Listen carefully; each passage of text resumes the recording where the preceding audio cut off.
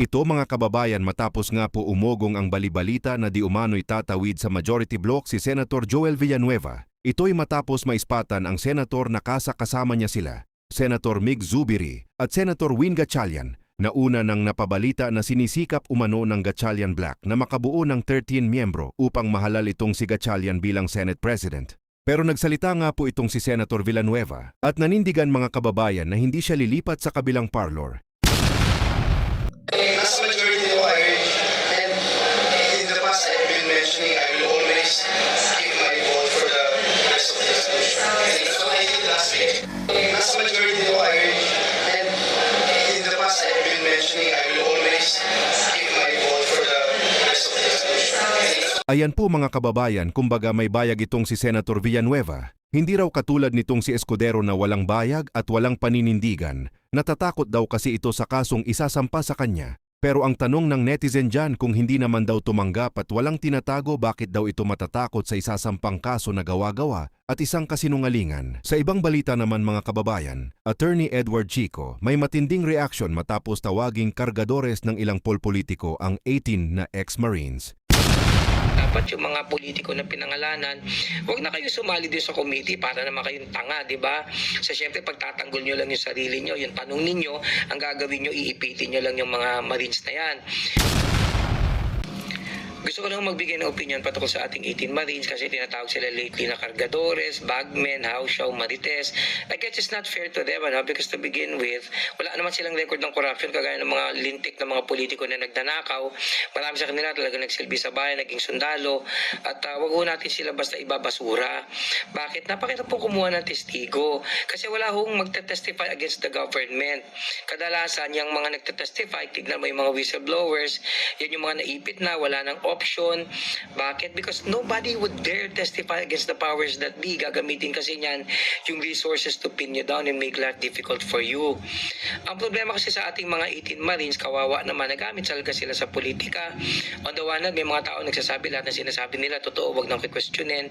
Hindi naman pwede yun. But on the other hand, may nagsasabi din naman automatic, fabricated yan, marites sila. Lalong hindi din naman pwede yun. May dahilan kung bakit ay tinatawag na rules on evidence. Ang problema, itong mga Marines, sa totoo lang, hindi pa talaga sila naupo sa isang komite na impartial at mabigyan talaga ng pagkakataon na magpaliwanag at mabigyan ng pagkakataon na ma-cross-examine din para matignan yung kanilang credibility.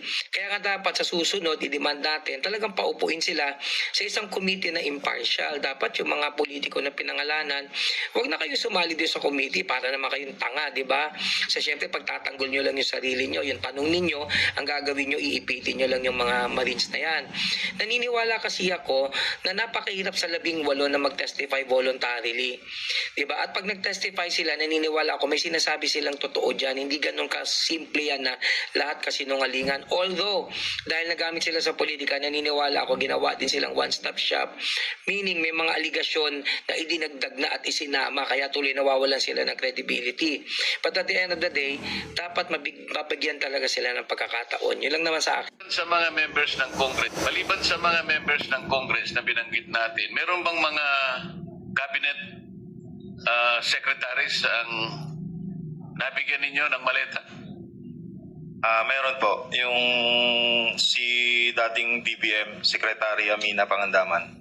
Pumunta po siya sa BGC po, Horizon Homes. Sino pa?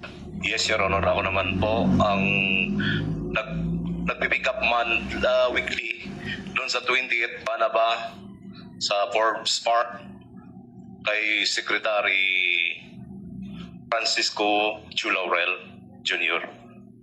Kasama ko po yung si Tap Orly Gotesa, si PR Joey de Guzman, tapos dinadala namin sa bahay ni Joey de Guzman din po. Ako po, Your Honor, si Yosik Bunuan po. 8 malita rin po yung nadala ko. Kasama ko po si Mark Pixay at si Brian Lasaga. Nandyan din po yan sa yun.